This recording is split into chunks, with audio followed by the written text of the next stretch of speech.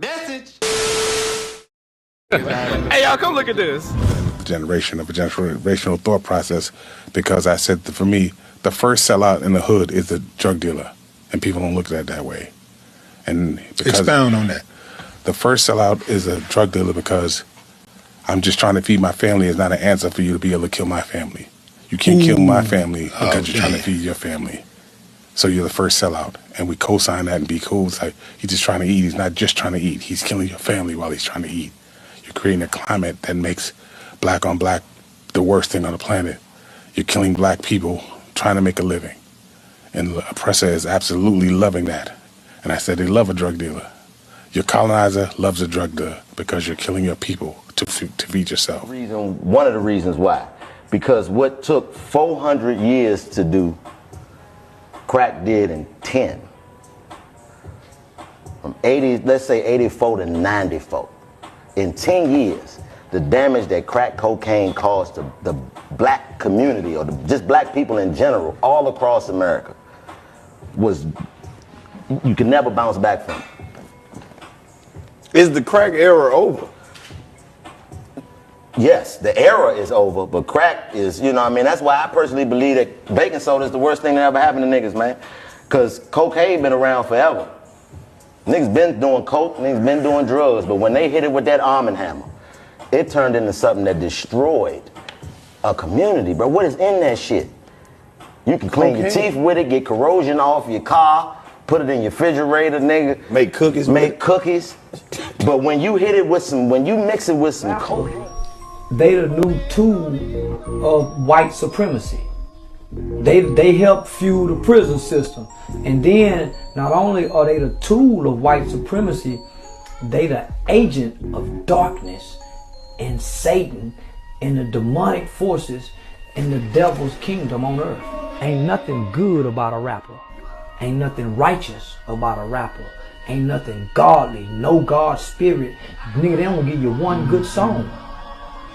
So how I'm gonna go over there with them and all they rap about is kill a nigga kill me, a nigga kill his mama, kill his family, we'll wipe his family. They are my enemy as a black man that love the black woman, that love the black race. They go wipe us out. So no, I hate that, homie. They are a dark force of the devil. So I can't side with no demon force. We didn't tell these niggas they had to make money. They had to be hyper successful. They had to get all the attention. They would make the music that gets the most attention, that quote unquote makes the most money.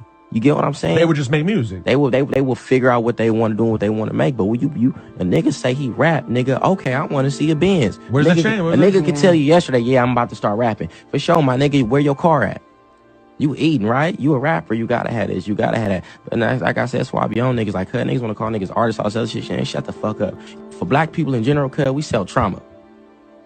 Every hot movie, every TV show for the majority. That's why Atlanta was so fucking important. And it has traumatic elements, but it's not just straight up, nigga, my life is trash. 12 Years a Slave, that Turner movie, Django, Moonlight. Let's keep it going. We can all name one right now. For black people, the black business is trauma. That's what we got. Keeping Up with the Kardashians, all these other shows, they having a good time. It's reality TV just chilling. We can't even have reality TV where niggas ain't trying to squabble. We selling trauma. So you expect a nigga to not perpetuate that when they trying to get out of a situation that you tell them that they ain't shit until they get out of it. Until a nigga got money, bro, majority of the time, the way we look at it, and I'm talking for the consensus, not everybody, the majority of people, just from what I've seen, is until you got some money, you ain't shit. Funny thing about it is niggas are so stupid, niggas don't know where they come from and don't know we made everything. If all you can give me is money, nigga, fuck you. I can go find some money somewhere, but a lot of people don't feel like that. But you gotta know your self-worth and your own importance. If we not solely motivated and we not tell each other, you gotta get money, you gotta get out, you got, we telling these little girls they gotta marry a rich motherfucker, we telling these little boys they gotta be athletes. Like, if everything was so deeply rooted in attention and money, then I feel like we would be in a better place, because everybody's head would be better. And you could look at somebody who look like you, who is you, and not feel like shit because you look in the mirror and you appreciate yourself. Ladies and gentlemen, we've never escaped slavery. We still share the slave consciousness of our great-great-grandparents. We are of the same mind. to a great extent that they were. There is something wrong with our consciousness. We have to be backwards in order for the situation to be the way it is. Our reality has to be turned backwards, and we have to live in an almost permanent state of deception in order to be used the way we are used. Our consciousness as a people is impoverished, and we are suffering then an impoverishment of our mentality. And this is the thing we have to keep in mind. You don't have a culture just to have a culture.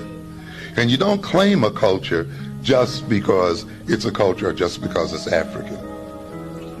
The ultimate thing that culture must do is solve problems.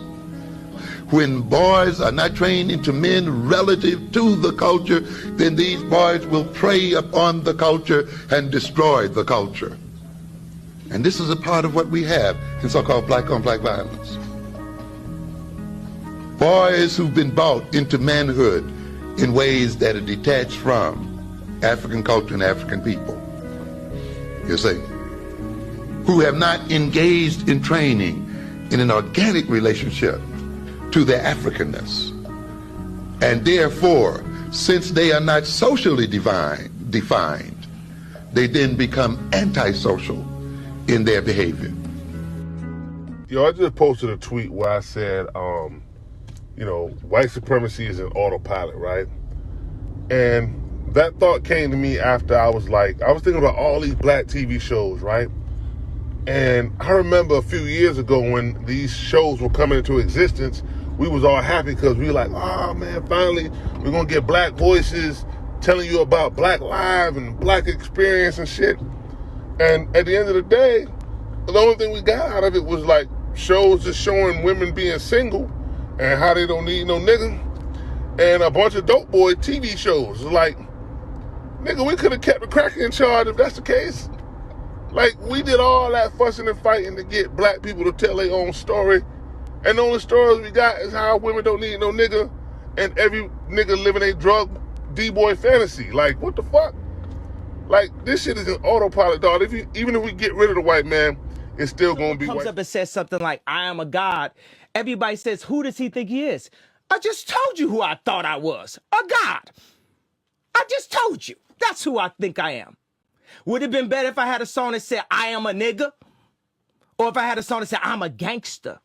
Or if I had a song that said, I am a pimp? What the hell do you think you are? Hey, bro, come on now, dog. Come on, man.